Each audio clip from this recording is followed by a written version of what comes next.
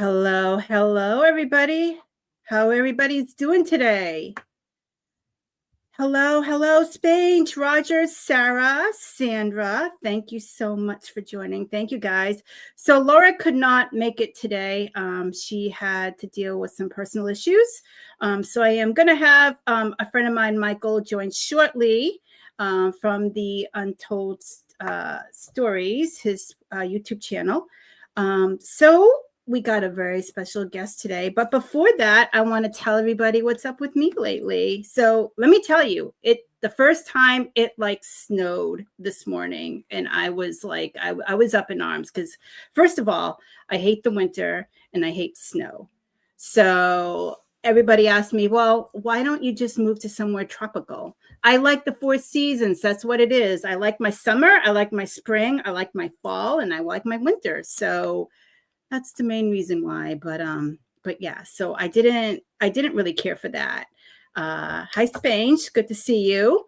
Hey, I see ghosts. Good to see you. Thank you, everyone, so much for joining. So if you haven't already, I have a very new live podcast that's coming up Friday evening, starting next week at 6:30 Eastern Standard Time. So it's actually going to be just me chatting with all of you. Just chatting with all of you to see what is, new. And I was thinking, it's just a little something different. We could chat about crystals. We could chat about meditation. We could chat about chakras. Anything that you guys want to chat about is fine with me. So, that's all that's basically going new with me besides this show right here. Which I have, lined up for every 2 weeks. Although December, I don't really have anybody lined up. I may take a little break, but I'll still have my podcast every week. So guys, if you're thinking about any topics you want to just discuss with just me, getting to know me and me getting to know you, just let me know. Okay. So before I would do, let's bring on our guest. So from the shadows of cinema's forgotten vaults comes a voice both playful and piercing. He laughs at the absurd, critics to classics, and shines a lantern on the bizarre. Tonight, we welcome Robin, the mind behind the Dark Corners Review. Let's bring him on. Hello, Robin. Hello. Hello. How's it going? I'm great. How are you? Good, good, good. Thank you for joining us. It's a pleasure. Let's say hello to a couple more of our guests. Hello, Face to Ace. Good to see you. Thank you so much for joining. And of course, I already said hello to the others. So Robin, why don't you tell us a little bit about yourself? Well, I'm a writer and film reviewer from Britain, obviously. I live in the West Country here, where there is no snow. Not at the moment. And I've been presenting and writing a YouTube series called Dark Corners for about 15 years now, where we started out just doing funny reviews of bad movies, sort of MST3K idea, but much, much shorter. And we grew from there, doing longer specials, more serious stuff about films that we actually liked. And then we started doing reviews of sort of odd streaming movies, rare ones that you can find. And we just recently started doing physical media reviews as well of Blu-ray and 4K stuff. Been following the Hammer's recent releases most conspicuously. And and that's what we do.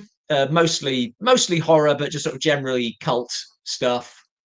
And from that, I also write a series of books, which are also horror, slightly tongue-in-cheek, inspired by classic cinema. Classic cinema is my first love. That is awesome. Awesome. Let me just get Michael here. Oh, where is Michael? Oh, there he is. How's Michael? There he is. Hello. Hi, Michael. Sorry, Thank you for joining. Happy to be here. Sorry I'm late. I was out doing shopping. I thought the time was for later. I forgot Eastern time completely.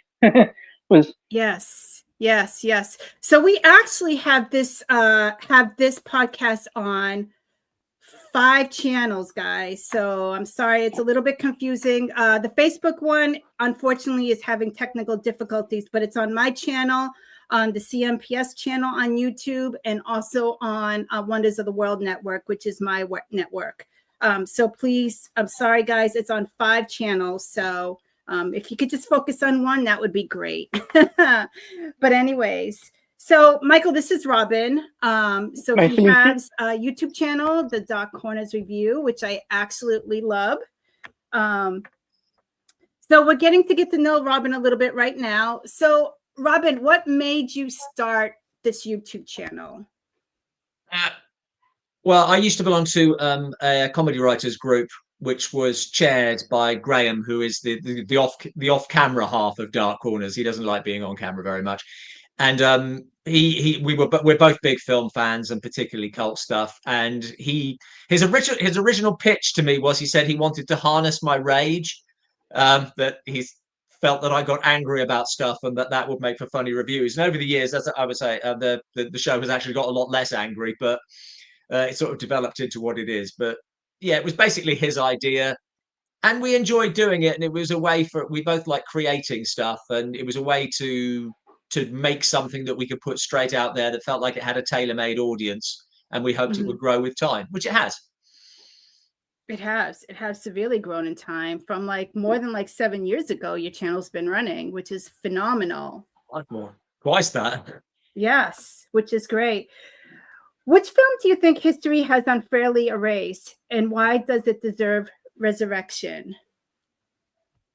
One film. There's also, I mean, there's all sorts of fascinating films out there. I was actually, I don't hold things in my head particularly well. So generally, if I give an answer to the question, it's the film I watched earlier today or yesterday. That's about as far back as my memory goes. And today I was watching a film that I found through Forbidden Worlds Film Festival a few years ago called Kinzar Zad. Have you heard of this? Either of you? I believe so, yeah. I have not. It's a Russian science fiction film from the 80s. So still during the sort of the Soviet era. And it's kind of satirical. It's one of the most bizarre films I've ever seen. I always remember the guy who introduced it at the festival where I first saw it said, okay, only a third of the audience are going to actually enjoy this film. The rest of you are going to regret even coming to the cinema. He described the effects as being aggressively average.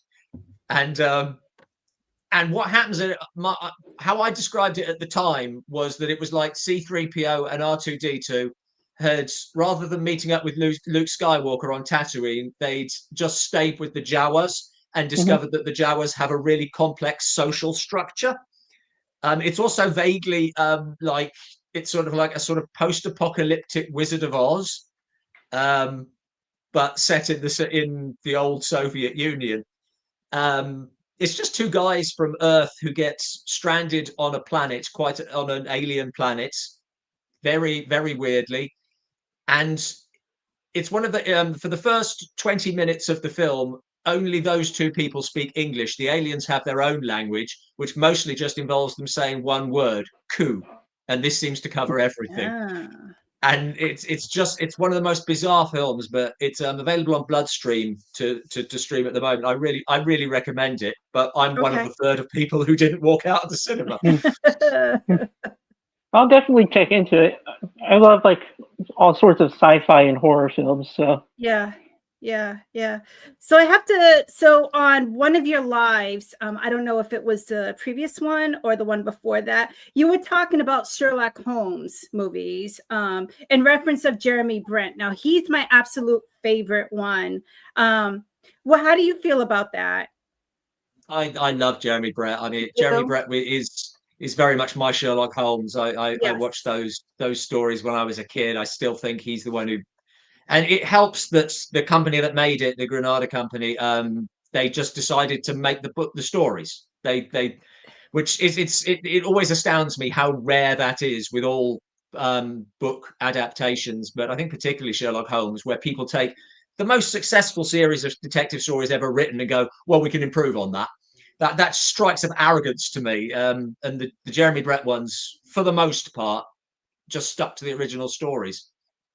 Yes. Yes, definitely. So backstage, we did talk about, going back in time with the old classic, like Frankenstein, Dracula, The Mummy, black and whites, that you really just needed, the right tone of music. You didn't need the gore. You didn't need the cutting up in the blood.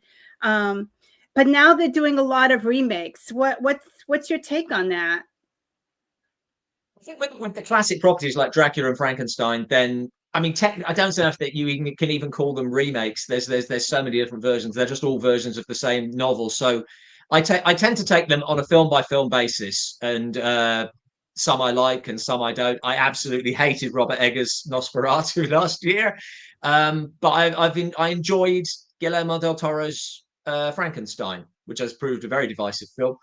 But I still prefer the James Whale Frankenstein and the Hammer one, if I'm honest, both of which Del Toro does reference, but I still enjoyed it. I think you could, I think that those films have been done, those stories have been done so many times that there's always space for other versions because they're all different enough. They're never going to detract from the originals. Yes, definitely. Now, who's your favorite Dracula? I know this answer, but Christopher Lee is my favorite Dracula. Yeah. He's awesome. Just amazing. Yes, Yeah. That's amazing. Is there a particular film that scared you as a child, but you feel different when we visited as an adult? To be honest, Frankenstein scared me as a child. I think I got shown Frankenstein too young, and this is one of the great. It's not exactly a secret of Dark Corners, but one of the things that surprises people is I'm very easily scared and really squeamish. I don't know why I focused on horror films. I remember, I mean, to be honest, the film that really did scare me when I was a kid was The Dark Crystal, the Jim Henson film. Oh yes. Because I was those way puppets too young were crazy, to watch that. man. Yeah. So many parents got that because they thought, oh, Jim Henson, the Muppets, and then just watch their children get traumatized for life. Now I love it. To this day, I still don't watch it because the puppets kind of creeped me out when I was little. Exactly. That's crazy. A lot of nightmares. Yeah. So what classic monster do you think best represents the modern audience? A classic monster that represents the modern audience. Ooh, yes. That's a sophisticated question. I think the Invisible Man, I'm going to say. He's not, if you call him a monster. I think that the Invisible Man's endlessly reinventable. I think there's something very modern that the concept of an invisible man can be taken in different ways, and you could there's something very modern about the idea. And of course, there was I can't remember who directed that now. Who did the recent Invisible Man, which again I wasn't quite so fond of, but it can be done. Okay. What's the most misunderstood monster in the film's history, and what does it really symbolize? God. I think that maybe the creature. I think we lost Michael. I think the creature from the Black Lagoon gets misunderstood. Yes. He's very much because I don't think because he hasn't got the name recognition of stuff like characters like Frankenstein and King Kong. We know that they are secretly sympathetic, and it's to the point where it's not so much a secret anymore. I don't think enough people have seen Creature from the Black Lagoon or looked at it in the same way. I think he's ended up with a bad press because you only see the pictures of him menacing Julie Adams, and he's just a monster. And he's not. He's just ripped from his environment. And that's another one Guillermo del Toro did a good job with recently in Shape of Water. That's a sort of unofficial sequel. But yeah, I've always got a lot of time for the creature. I think he gets a bad press. One of my favorite ones too. I love the Creature from the Black Lagoon films. Those are great. Yeah. I think that the sequels sometimes get overlooked. They're not as good, but I think both of them hold up as continuing the same basic theme of a mistreated monster. Yeah, that's amazing. Like I actually watched the reruns of Creature Double Feature. So I was a big Godzilla in the plastic suit. Yes. I love the old-fashioned Godzilla and Gamera and whatever other monsters were out there. But it was interesting in the film reviews that you did. I forgot the actor that actually played Godzilla for the longest time. But I just love the old movie, the old movie monster classics. I absolutely love them, and I'm a true Godzilla fan, I have to say. Do you like Godzilla -1? Godzilla -1? Yeah, the when was that out? Last year? I think so. I think it was last year. I didn't see that one. Yeah, that was. I know Robert Rodriguez also did. I know Robert Rodriguez also did one not too long ago. I think it was like the year before last too. Yeah, but the Godzilla -1 was the I think the most recent Japanese one, and that was I thought it was the best Godzilla film since the first one. I thought it was a really extraordinary film. But that's worth watching if you haven't seen it. But yeah, I still always go back to the original Godzilla. But yes, there's been so many. I know the very first one, and I absolutely loved your review on the one with Mega Godzilla, because it takes us back in time to the original one to now how he is portrayed as a character. It's very interesting, very interesting.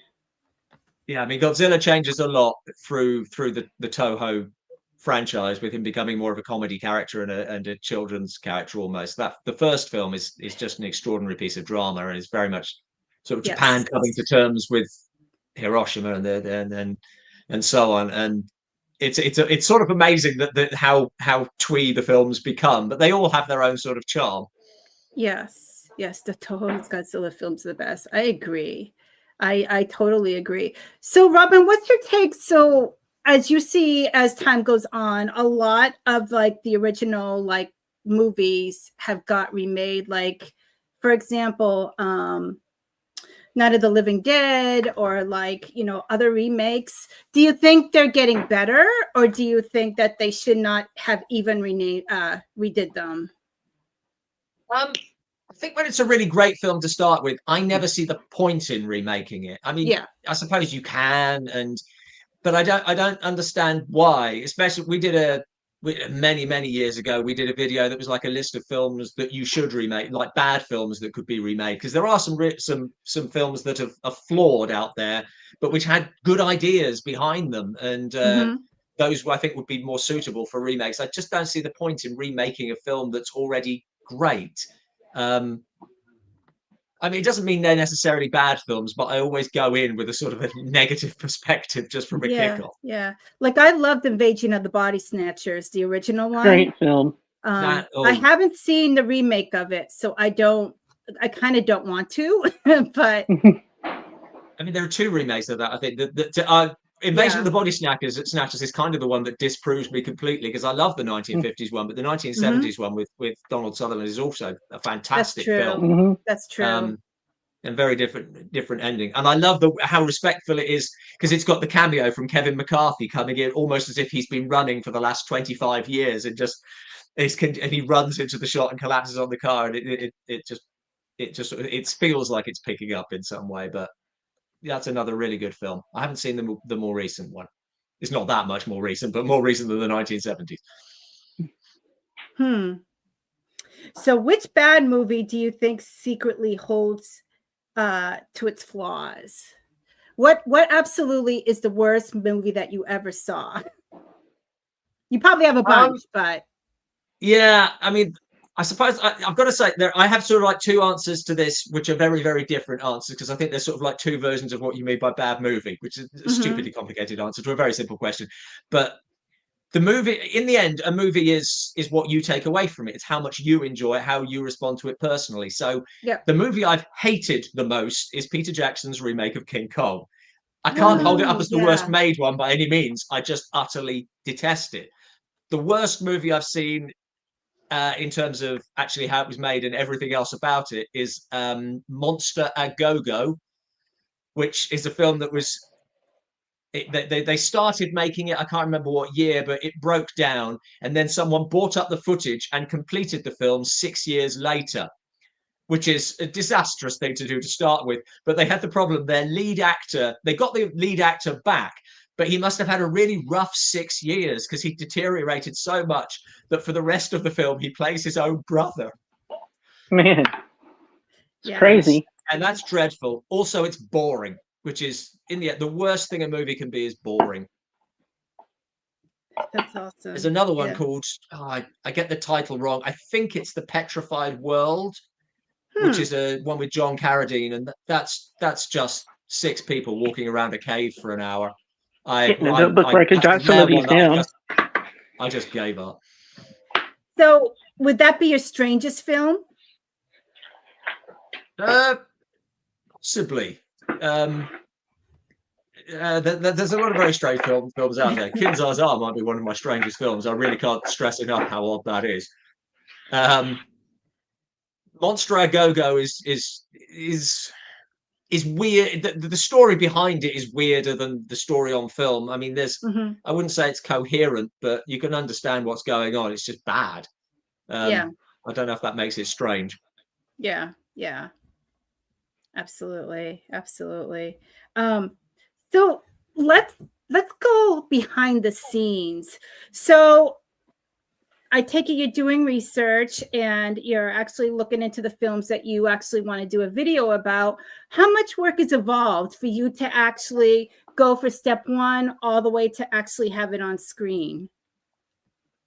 I mean, the bad movie reviews we get through pretty quickly. With the big specials, that's usually months of work, depending on what we're doing. And it depends who we're researching. We did a video recently about Britain's first horror star, Todd Slaughter, who's a fascinating character. I really enjoyed doing that video. That's 8 films he was in. Wow. But it didn't take very long to research because he's got one biography that's relatively recently done. And he was largely forgotten for most of the 20th century, so nobody wrote a word about him. On the other hand, when we do like the Hammer ones, then we might only be talking about a couple of films, but so much has been written about them and by so many knowledgeable people, and you get conflicting stories. So you want to try and check your facts as much as you can. I hate it when we get stuff wrong and people will point it out in the comments and think, damn it, now the video's out there and I've contributed to the sum of ignorance in the world. There's enough videos giving misinformation. I really don't want to be one of them. And so the more people have written about it, Universal's the same. There's so much written about them, and the trying to pare it down can be really difficult. So it's nice to find a subject like Todd Slaughter where you can just say, all right, here is the definitive text. Here is the only text ever written about the man. If it's not in here, then I'm not going to find it anywhere else. So I'll just do my best. And we make sure to name check these books in the video because it does feel a little bit like I've just cherry picked from their book and I'm going to profit off of it. Yes. What would the most bizarre use of color or sound if you've ever seen in film, and why did it work or fail? Most bizarre use of color, gosh. I feel like I needed these questions in advance. Michael, say something while I think. I don't know. I'm gonna have to say the original Salem's Lot. If you remember that, there's like this one scene where you can see like this dead kid floating in front of the window, but you can yes. If you actually look closely, you can see the little fishing line like holding him up. Yes, absolutely. I don't know what I can't think of what a bizarre use of color would be. There's a film called it's another Japanese one. I'm going to blank on the title. I can't believe this. Anyway, there's a Japanese ghost story film. It's a really good. 1 second. Kwaidan. Thank you. Do we know Kwaidan? Another great film. It's a anthology film of I think 4 ghost stories. Then the middle one of those is called, or one of them anyway. There can't be a middle one if there's 4. It's called Huichi the Earless, and there's a scene with ghosts in the middle of that, where basically there's a shamisen player who is entertaining a room full of ghosts who have been summoned up and are reenacting a battle in which they all died. And the color in that film is absolutely extraordinary. The skies are breathtaking, and the look of the ghosts, they're very sort of like theatrical, so they're plain white faces and the and stark red injuries, and they change as it goes on. It's a remarkable use of color. I do like films where sometimes where they've sort of like lent into the artificial side of it, rather than just having everything has to be as realistic as possible. I like a film that goes against the grain with that and just makes it beautiful or makes it artistic in some way, to as long as it's not for as a gimmick, it's making a point in doing this. And Kwaidan's an extraordinary film for that. Yes, definitely. Now you are a writer as well. I just downloaded, I believe, 7 or 8 books. But what got you into writing? I mean, I was a writer first, really. I just wasn't I've never been a particularly successful writer. I guess having the web series gave me an audience. And as I was sort of looking at these films, and it was around the time, the reason I started writing these particular books, because they're all from a series, they're all a series set in the same world, was because Universal was talking about rebooting its old horror properties at the time. And I didn't object to the idea of it. I just thought they'll make a shit job of it, which, as it turned out, they mostly did, because that was right back when they were doing. I mean, Dracula Untold was supposed to be part of that, and that went so badly they scrapped it and restarted again with The Mummy, which went even worse because that was the Tom Cruise Mummy. So I just decided to write my own. And initially the idea was, okay, I'm going to start with The Mummy, and that will coincide with the Tom Cruise Mummy coming out. And every time they do a film, I'm going to do my version, my idea of how to use this monster on the same subject. And then they just stopped. So I just kept doing my books in isolation. And every now and then they happened to coincide with, I had a Frankenstein one come out recently. So that sort of coincided with Del Toro's film. But I think they just gave. I like horror as a way of as a way of telling other stories and bigger stories. I like horror films that have something to say, and I've usually got some nonsense to chat about. And I find it's nice if you can tell a good story and also have some bit of yourself in it as well. Then that's what the horror films I enjoy. The James Whale horror films, particularly from Universal's time, I think have such intelligence and wit to them. I think you get a real sense of the person. And I think most writers are like me. We're pretty arrogant. We just want to talk about ourselves, and you put it in the context of a nice story. Yeah, and some of the like some of them don't have a storyline. Like I get so confused what's going on. In all honesty, you know. In my books or the older films? No, just movies in general. The movies in general. Yeah. Yes. I watched this one not too long ago called The Witch. That was really confusing. It's like one of those that's kind of got like the ending of the movie Hereditary, where it's just all completely messed up at the end, but you want to watch it till it goes like towards the end. It's just like pointless, pretty much. Yeah, I still want to go see the new Frankenstein movie that's out. I want to go and see that. Just because I'm a big Frankenstein. But you liked it, right, Robin? I enjoyed it, but I know that because I did a review for a streaming strand. Yeah, I know that it's really, really divided people. Some people are absolutely categorically loathed it. I thought it was good. I didn't think it was Del Toro's best. I definitely didn't think it was the best Frankenstein. I found it almost too respectful. I think he knew that there were a lot of people who were quite invested in the story and the book and all the other films. And if you know the sort of the Hammer films and the Universal films, you can spot the moments where he is visually name checking them. There's a wonderful Hammer reference in the middle of it. But it felt almost like he felt the need to please everybody, and he's produced a really handsome. It's a gorgeous looking film, and it ticks all the boxes. I almost feel like maybe he could have taken a few more risks, but I did enjoy the film. I don't want to undersell it. I did enjoy it. Yeah, definitely. I'm just going to answer a question for Laura. Laura, so Facebook apparently is having technical difficulties. So it is streaming from the CMPS YouTube channel, as well as Wonders of the World. The reason why you see two of the same podcasts, like on like YouTube, etc., is now StreamYard has two platforms. They have one playing platform that you could actually see it through mobile and Instagram, and I believe TikTok. And the other one you could actually is a widescreen that you could see it through YouTube, etc. I just put it to widescreen because I do see it's confusing people, because when you go on the YouTube channel, it actually has two of the same podcasts in different places. So that's why it's a little bit confusing today. Sorry. Love StreamYard and streaming platforms, huh? Gotta love it. Yep. Michael, do you have any questions?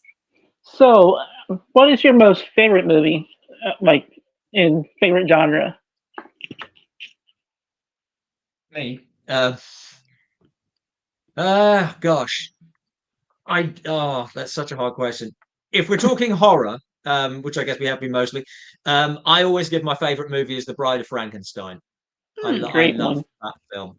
It's one that every time I watch it, I just think, yes, there's a reason I always say that. I just think it is a deliberately funny film. It has its scary moments, but it's a great drama as well. It's very sad. There are bits in that can absolutely bring you to tears. Outside of horror, I've got a few favorites. There's a film called Sunrise, a silent film that I'm evangelical about. I always try and put that into it's well, if you like silent films, you've probably heard of it, but it's just a beautiful film, and that's directed by F.W. Murnau, who directed Nosferatu and Faust, so a great horror director as well. But Sunrise isn't horror. Sounds like a revisionist vampire film, but it's not. How about you? Me in general, or what's your favorite? Either. Yeah. Okay. I'm gonna have to say Night of the Living Dead. I like the original, and I also like the remake. So. I saw the original on. Sorry. Yeah. The original was awesome, but also like the one that Robin mentioned is pretty cool too. I love that. Love the ending of it too. Night of the Living Dead's extraordinary. I saw it on the big screen at the Cinema Museum in London, and I think it's like an example. Very often when we do the bad movie reviews, we get comments of people saying, "What do you want?" They had no money, and you're just having it. And I try never to criticize films for how little money they had, because usually what I'm criticizing is the dialogue, which costs you nothing. Good dialogue costs the same as bad dialogue. But Night of the Living Dead, I always feel, is the one you can hold up and say they had no money. There are bits in that where the sound quality is appalling. There's famously when they're hammering the door shut, then the hammer blows don't actually match with the sound of it at all. There's so much technically you can pick holes in it, and it doesn't matter at all because it's a great piece of writing. It's great acting. It's brilliantly directed. It's so tense. You can make a really great film on a minuscule budget as long as it's the right film. Absolutely. I know you guys don't want to hear what mine is because it's kind of corny. It's kind of corny. I do like Interview with the Vampire. And also Bram Stoker's Dracula. I'm kind of like a romance horror kind of chick, I like a little bit of both. Never seen Interview with the Vampire. It's pretty good, but I've never seen the film. Yeah, it's pretty cool. I do, and I'm a big, I'm a big like Tom Cruise fan as well. So Interview with the Vampire, I really liked it. But Bram Stoker's Dracula, it's pretty cool too. I do like that with who is it? Renee Wheeler's in it. But yeah, I do. Those are my two favorite. And of course, like the classic movies, like The Mummy, I would say is my favorite one. So do like that as well. So do you think horror films, do you see horror films as a mirror of society's hidden fears or as a ritual exorcism? Like, do you think that basically it's society related movies that are coming out right now, or? I think it certainly can be. I don't think it's the case of everything, but there are recognizable trends within decades and so on. You think that there's probably a reason that all these similar films are coming out that goes beyond one was successful and everyone's just piggybacking off of it. Mm-hmm. But we mentioned Invasion of the Body Snatchers earlier, Mm-hmm. and in the 1950s, then it's you're dealing with well, to be honest, you're doing the same thing in the 50s and the 70s, that there's a certain amount of Cold War paranoia. It was quite a long war. But that certainly feels like it's reflecting current fears. And I think the tone of those two movies changes based on how society has changed in that time. Exactly. I think the movies have always done that. I think sometimes people recognize it more now. People say, and people criticize movies for talking about current subjects when they should just be scaring them like they did in the old days. But I think probably the older movies did the same. It's just you weren't around then. You didn't know what people were being scared of. Mm-hmm. And of course we talked about Godzilla. That's Mm-hmm. one of the great examples of a film that's reflecting something that's a real life horror. And it does an extraordinary job of it. Yeah, it's so funny. It's like the old classic, had like I forgot which one it was. But it actually, so like Godzilla does like a little step dancing. And it's always funny how they have like the actors there, and it's like the words come out before their mouth. It's like all like it's just fun to watch. It really is. Because back then they had what, like Chinese or Japanese actors for those movies? They're all Japanese films, the Toho Yes. ones, and then they've been dubbed later. I'm not sure how much the dubbing is based on the original script sometimes. Yeah. It's just fun to see. It really is. Yeah. On the subject of dubbing, we got a box set of Mexican films with the Mexican wrestler Santo in, which is a ridiculous series of films. But it seemed we bought the films blind. We knew we were going to review them, but the dubbing is absolutely extraordinary. It seems like I think it was all dubbed by about 3 men and 1 woman who are just doing all the voices. And the only way that they can differentiate between the characters when they're doing so many is for them to put on accents. So these Mexican people suddenly become Scottish or something. It's hilarious. It adds a whole new aspect to the films. Not a good one, but a very amusing one. And I tell you, like, film has come so far. It's like, now we have like not necessarily the AI, but we have so many advances now on filming techniques. It's amazing how far it's come. Really amazing. Yeah. I mean, it's great. There's a lot of fantastic things you can do with modern special effects. I always think it's best when you use the effects for what you need, rather than thinking we can do whatever we want, so we can do everything we want. I think back when it was more difficult, then people only did the bare minimum with effects because it was too difficult to do anything more. But now, because people can do everything, there's a tendency to do everything rather than what you strictly need, which I think is usually when films are best. Yeah. Out of all times, you probably have many, but what is your favorite actor? My favorite actor is Lon Chaney. Okay. Another silent film actor, Phantom of the Opera, London After Midnight. I'm a bit of a silent film buff, and Lon Chaney's how I got into horror film originally, and into film criticism. I wouldn't be doing what I do if it wasn't for Lon Chaney and for a book that belonged to my grandpa, who died when I was very young, and he was a huge film buff. And my mum showed me this book with all these pictures of Chaney with all the different makeups in, and I became fascinated out of that, and everything else came from that point. So I owe my career, such as it is, to Lon Chaney. So it'd be churlish to pick anybody else as a favorite actor. Yeah, definitely. I have so many Can't even, but we actually have some questions here. So Sandra's asking, is there an old horror movie you would like them to remake or do a sequel?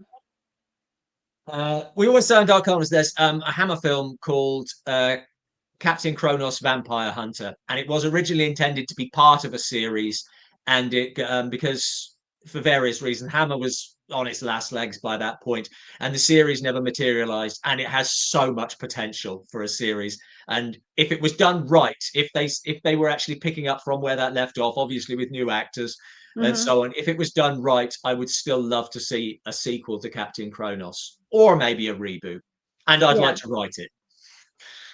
Yeah, definitely. Laura missed the beginning of it, but she's asking how you got into the whole movie scene. Well, I guess I kind of just told that story with my Lon Chaney anecdote.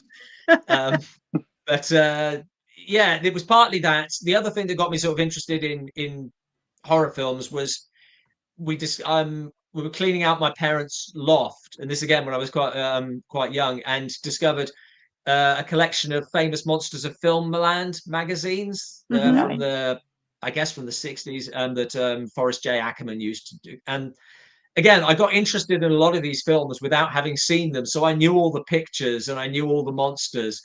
And then back when I was a kid, of course, you couldn't just stream all these films, so it gave me something to seek out. And then years, sometimes decades later, you're coming across the films that you saw pictures from, and that's kind of cool. It is really cool. Absolutely love it. We have another question here by Roger.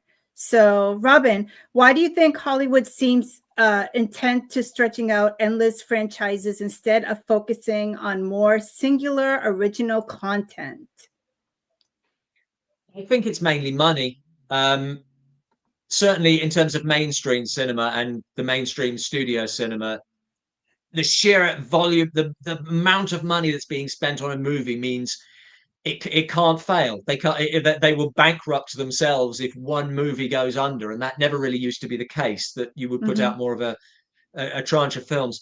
So then the best way to do that is to make something that you know people will come and see. It's why my most hated sentence in film criticism is when critics say, and it happens a lot of Marvel films, is when they say it does a good job of setting up the next movie. That's to me, that's not praise. You're just saying this movie's a bit iffy, but maybe the next one will be better. And when you have stuff like these ongoing franchises, there's actually no reason to make a great film. You don't really want to, because then if you make a great film, your chances of the next one and the next one and the next one being as good is greatly reduced. If you make an average film and people are fine with that, they will keep on going to see it again and again and again. So it's all about money. The incentive it's just a lot easier to invest people in a franchise as long as they're interested enough and there's the promise of more to come. Then it's just money in the bank for them. Yeah, exactly. They have to really screw up to stop people from coming. I think what it is too, like filmmakers are running out of ideas, because if you notice, like the same with music, you hear the same kind of tempo in like several songs that is remade, but the same with filming. It's like, you know, a lot of people are running out of ideas, like to develop a film or a storyline that's never been done before. So I think that's what the issue is as well, you know? Yeah.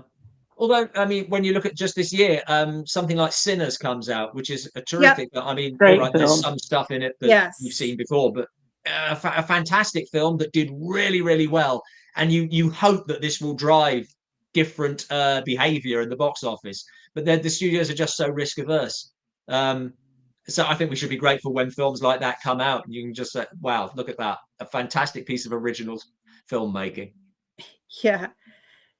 Yeah, definitely. Let's see if we have any more questions going. Yes, Wayne, I know. Wayne says, if you need a leading lady, my twin sister Crystal is a fantastic actress. Yes. Have you ever thought about going into the Kronos? Yeah, have you ever thought about going into the filming business, Robin? we've tried making. I've tried making a few. I did a little web series some years ago based on a script of mine. That was just a sort of little comedy drama thing. In terms of horror, occasionally I've got something waiting on a hard drive, waiting for me to edit it, that I shot. I think it was only 2 years ago. It might have been 3, and I just got busy. And the truth is, I love writing the stuff. I hate shooting it. I enjoy editing it, but I'm not a very good editor, and it takes me forever. I would like to do more. It's just I like the writing bits. The rest of it kind of leaves me cold. Yeah. Are you more of like a fictional, non-fictional? Like, would you write like a documentary, or would you more go into like a character type of non-fictional way I like setting? I prefer writing fiction. I mean, that's what the books are. The Dark Corners was sort of was really just, it wasn't something that was ever sort of like on my life plan. I want to do a series about old movies, but we started doing it and people liked it, and I do enjoy doing it. But given my choice, I'd rather write fiction. Yeah, definitely. I like fiction myself. What film do you love that has the most critics, critique on it? Like, do you find movies that you actually like that other people don't feel the same way about it? Few. I suppose that's true of everyone. The one that I think got panned and which no one seems to like but me is an M. Night Shyamalan film called, is it called The Lady in the Lake or something like that? Yes, something like that. Lady in the Water. Yep. Lady in the Water. I'm the only man who likes that. I don't know. Huh. I actually like that movie too, so you're not the only one. Thank you. Thank you. There we go. It's not as bad as people say. It got absolutely panned. Yeah. He's made way worse. Yeah, like the ending of what was it? The latest one that he did. I can't remember it. I think it was not the latest one, but Signs. I didn't really like the ending of Signs. So No. Yeah. He writes interesting scripts. Sometimes he's one of these people who has interesting ideas, but they don't always pan out. Yeah, definitely. Another question's come up. Yep. Let's have Julie has another question. Do you think people are less interested in movies now or more interested in miniseries online platforms? That's interesting. I definitely think people are less interested in cinema now than they used to be. People still watch movies online, but it's harder. I think it's harder and harder to get people to go out and watch them. And you've got to sort of regard it more as like being all part of the experience. It's a lovely feeling sitting in a darkened movie theater and the screen lighting up. I still enjoy that very much. But I see what you mean. I see what you mean. Maybe the cinemas may be past tense. It's like the malls. Like, who goes to malls anymore? We do all our shopping online. Yep. You know. Yeah. There's something wonderful about the cinema experience. As I mentioned earlier, I go to a film festival called Forbidden Worlds in Bristol, and they have the IMAX screen there that they use. Yes. It only gets used once a year, and I got to see King Kong on that, and you're just like, nice. That was an extraordinary experience, because I was sitting quite close to the front because I hadn't paid for my ticket. I was there as press, and I felt obligated not to take one of the good seats. And honestly, if you actually have to lean back to look at Kong, then it's a whole other experience. They showed Attack of the 50-Foot Woman as well, and honestly, it's the only time I've thought there's actually something good in this film, because it's a dreadful film with the best poster ever made. But actually watching it in IMAX, it had something else. It's the only time I've been impressed by it. That's awesome. I actually went to see when Jaws was in 3D. I forgot which Jaws it was, but at the ending when they like blew up Jaws, it's like all the guts and gores like came right at you, and I was like, ah, yeah, it was kind of, the 3D is kind of cool as well. I think the last film I went to go see was Sharknado, and I still want my money back from that one. Graham, the other half of Dark Corners, he went to see Jaws in what they call 4D, where basically they shake your chairs and throw water at the audience. Oh my God, that must have been crazy. He said it was sometimes it was quite effective, other times it was a horrible experience. Just I can I always think imagine. if the film's good, you don't need any of that shit. Yeah, Mhm. that must have been funny. Goodness. Okay. So Sage has a question. Besides your own experiences, what do you find as inspiration for your writing? Oh, certainly the movies I watch. I mean, in terms of the series that I was talking about earlier, which is all inspired by horror films. So stuff comes from there a great deal. But to be honest, outside of the media that you consume and your own experiences, there's not a lot else. I don't know where else you would get inspiration from, or I Yeah. don't. But I like being able to take bits from life or from ordinary life and being able to put that into a horror context in some way, or at least into a horror story. That's one of the things I enjoy most in my writing. Yeah. Yeah, definitely. Let's see here. Have you filmed in any famous locations? Gosh, not really. We did. Graham and I used to sort of like film stuff aside from Dark Corners, really, and that we went to sort of like some of the better known graveyards in London and places around the streets of London. We did a little bit of filming, but not really in a famous location. No, sorry. Let's see here. Oh, they keep on coming. Thank you, everyone. I like questions. Roger, so when it comes to book adaptations, why has James Herbert not been adapted more? Some of his could be better than Stephen King. The Rat trilogy could be amazing. Sorry. Amazing. I genuinely, there's no reason I would know, but I really don't know on that. I wonder if it's that Stephen King ones have a bit of a track record, and I think that started quite early.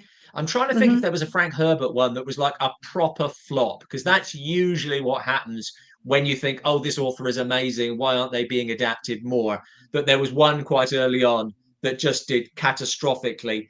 And probably wrongly, everyone says, "Oh, well, it must be because the director and the producer and the stars aren't going to blame themselves or each other. Then we'll just go to the writer who probably won't speak up for himself." So I wonder if it's that. Yeah. Let's see here. Let's see. I knew. Oh. This is just a comment he made. AV Stevie. That's why I bought an 80-inch TV and I used surround sound that I could immerse myself on my own living room, and then pause it when I got run to the restroom. I'll put it that way. That's again awesome. Graham, who I do Dark Corners with, has he's got quite a large TV anyway, and he bought. No, actually, we got sent it for a review. One of those projectors that will throw the screen onto your wall. Oh wow! Oh, okay. He thought this was absolutely fantastic, even though his living room from the wall to the chair is about 6 feet. It's just wow, about 7 or 8 feet. It's just completely pointless. You just have to sit back like that the whole time. I don't want to watch any screen where I have to turn my head. Which was, I suppose, the problem with the IMAX one. But that's amazing. I would like to get a bigger TV as it is. I only got. I'm actually in the market for a bigger TV this year for Christmas, though. Amazing. It's amazing. But like I agree as well. Like it's not like you get the best like feature in a cinema. Definitely. Where you get to view with everybody. I tell you. Although I could not stay in my seat for Lord of the Rings. I tell you, I kept on getting up, sitting back down, kept on getting up, sitting back down. Because that's a long movie. I went and saw at the Queen Elizabeth Hall. I went to a screening of Abel Gauce's Napoleon, which is a silent film. It's a massive cause célèbre amongst sort of like proper hardcore film fans. It's been restored over, like, I think about 40-50 years it took to sort of piece it back together. It never got shown properly. That's 6.5 hours long and has 2 breaks and a dinner in the middle of it you have to stop for. So but it's an extraordinary film. It was an incredible experience. It's stuff like that. Maybe that's the future of cinema, that there'll be sort of like more film will be more of an experience, like going to the theater, something that you do less regularly, but you sort of push the boat out when you do. Yeah, definitely. So what's your plans, Robin, for the future? Do you have any projects or ideas? Or in terms of Dark Corners, we've always got stuff in the pipeline. We're doing, in the new year, we're doing a top 10 Bela Lugosi horror films. Then we're going to do a special about the director Todd Browning. Probably follow that up with Lon Chaney's top 10 horror films. In my writing, sorry, I said I love Bela Lugosi films. I do too. Vincent Price is another good one. Vincent Price, yes. There's a lot of crap from Lugosi as well, but he's always such a presence. He's always Bela Lugosi, except in Son of Frankenstein, where he plays Igor. I think that's an extraordinary performance. He's brilliant in that. He's so seldom got asked to act in his film career. He was a big stage star certainly in Hungary before he came to horror film, and people just wanted him to be Bela Lugosi. But there's a handful of films where he really gives a great performance. Yes. But yeah, in my own writing, there is a project. I'm approaching 3 years working on the same novel, which is not one of the series that I do, but which is this enormous thing that's required a great deal of research. How much money I've spent on books. So I'm looking over to the pile of books that is on my floor, which constitutes the research for this damn thing. It's set in Hollywood, partly in the 1920s and partly in the 1930s. So it's all still film related, but it's about 3 times the length of the books I've written before, and that's like my magnum opus, my big novel. And when it fails, it will probably be a tremendous strain on me. But it's just what I've been thinking about it for over a decade. So, and I thought, I've got to get this written, otherwise I just never will. So please watch out for that, because it's been an extraordinary thing. Yes. And everybody, on the description for this podcast are all Robin's social media links. So be sure to check out his channel, subscribe, give him a like, share, and definitely follow his channel. And like I said, And like I said, I do have all of your social media links on the description. Thank you. So everybody, please. We're trying to hit 100,000 followers, some YouTube subscribers before Christmas. Where are you now? 100 short. Oh, I can't remember exactly. We're a few hundred. I think maybe 1,500 away. I don't think we're going to quite do it based on the rate of uptake. But at the start of the year, we were 12,000 away, and we thought if we did 1,000 a month, we'll get there. But we didn't. We haven't quite kept that up. But that would be easy. I think it'll be in January, which is still nice. It just would have been good to get it done. I'm definitely going to sub after the stream is over. So yeah, everybody, please check out Robin. He does amazing work. So definitely, and we definitely spread the word out, because we do want to get him to 100,000. That would be amazing. We got another question here. Is there any special effects in movies that you tried to replicate in your movies? I don't make movies so much. I write books, but when we did a special about the Invisible Man, then we tried to replicate as close as we could how they did it in the 30s. We used green screen instead of black velvet, but it's the same basic thing. And Graham made a short film that, again, he has never put out there, which is a shame, called Zombie Fight Club. And he wanted me to be in it just as like an in-joke for Dark Corners fans. So I played a zombie who had his head cut off. So I had to be stripped to the waist and have a little collar of green screen around my neck. And then the makeup girl did like the severed, the blood effects around the top of the green screen collar. And I just had to fake being beheaded, and someone pulled up my head and I was moving up and down. That was quite cool. It's not exactly how that sort of thing got done back then, but like I said, with The Invisible Man, they used black velvet rather than green screen, but it's the same basic technology. It's just a lot easier now. I think the effects in The Invisible Man for their time were absolutely breathtaking. Oh, thank you, Wen, for subbing. Thank you so much. So, guys, you know, besides, so again, I have all his social media links in the description. You know, does anybody else have any questions? Been lurking for, but I have to leave to go to a family event. Oh, thank you so much, Tina, for joining. Thank you so much. Be sure to check out Robin's channel as well. That would be greatly appreciated. Does anybody have any questions? Michael, do you have any more questions?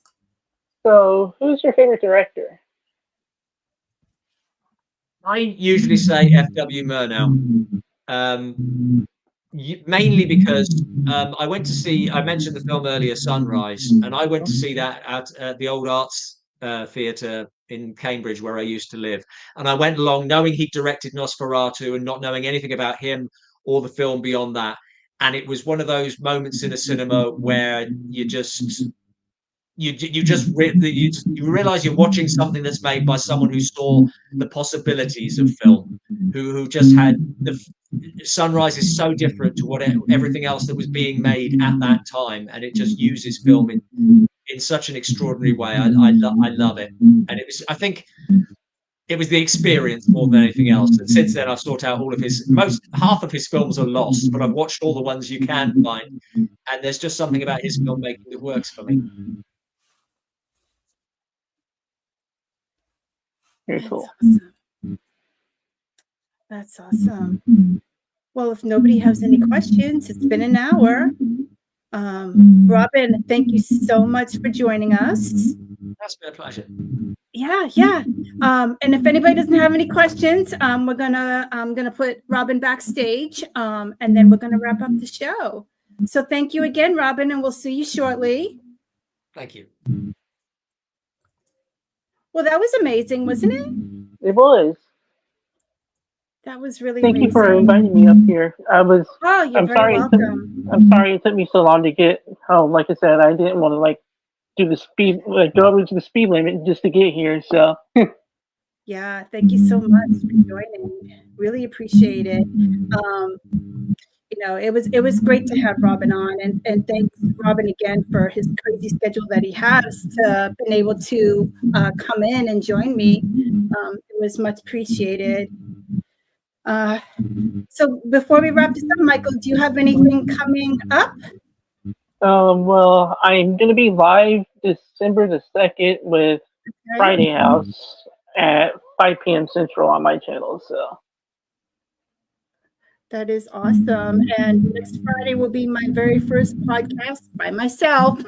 So we'll see how that goes. It's going to be something different. I'm definitely going to, you know, whoever wants to learn about crystals, chakras, meditation, Wiccan, anything like that. It's just you're going to be you and I, you know, talking and getting to know each other, which would be great. So I'm really, really, really looking forward to that. And I've been wanting to do it for some time now, spiritual wise as well. So I'm pretty excited about it. Really excited. So we would like to thank guest Robin. Be sure to check out his channel. And again, I have the description, all of his social media links on the description. Be sure to check him out. He definitely highly deserves to get to 100,000 subscribers. So please go like, follow, subscribe to his channel. Will be greatly appreciated. Until we meet again, may the moon guide your path. May the flames keep your spirit bright. And may we all walk forward to find with magic positivity. And until we meet, guys, see you later. Take care.